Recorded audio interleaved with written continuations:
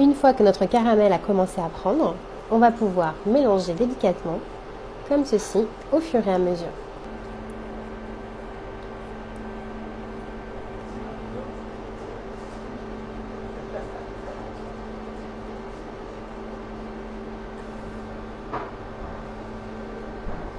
On a un joli caramel ambré. On va pouvoir réaliser à présent notre caramel au beurre en versant notre crème liquide légèrement tiédie. Parfait. Et on va laisser tranquillement notre caramel.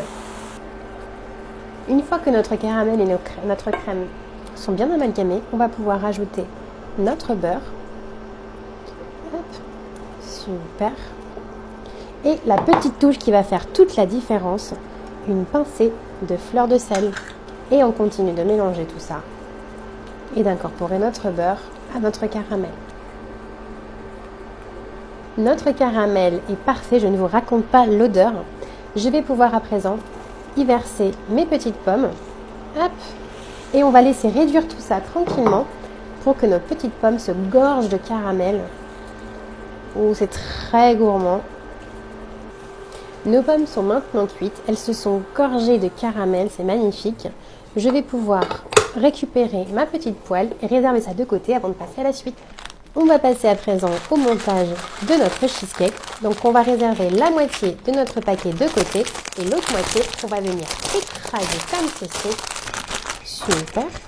Je verse mes petits spéculoos, mon beurre fondu, pareil directement dans ma casserole. Et on va mélanger notre base biscuitée. Ma base est prête. Hop. Je vais à présent pouvoir passer au montage avec mes petits biscuits. Donc là, vous voyez que je fais mon montage directement à même ma casserole, puisqu'on a la particularité avec ces casseroles ingéniaux d'aller et au froid et au chaud. C'est très pratique. Et je vais couler mon appareil à cheesecake. Donc là, tout au fond, comme ceci, notre appareil spéculoos par petites touches. Donc là, des petits points de spéculoos. À la découpe, on aura vraiment ce petit marbrage très joli. Et on continue de la même manière. On repart du centre. Vous voyez, on commence à avoir un joli dessin qui se forme. On rajoute nos petites pommes. Donc là, on va alterner donc cheesecake nature et cheesecake spéculoos. On va faire ça au fur et à mesure. On aura quelque chose de très visuel. Et avec un petit cure-dent, je vais venir étirer comme ceci. Parfait. Je referme. On va laisser notre petit cheesecake au frais, idéalement toute une nuit. On dépose nos petites tranches de pommes sur notre écumoire et on va tranquillement les laisser dans une eau frémissante. Quelques secondes suffisent. Je les égoutte légèrement pour ne pas avoir d'eau. Et sur mon papier film, je les dispose comme ceci.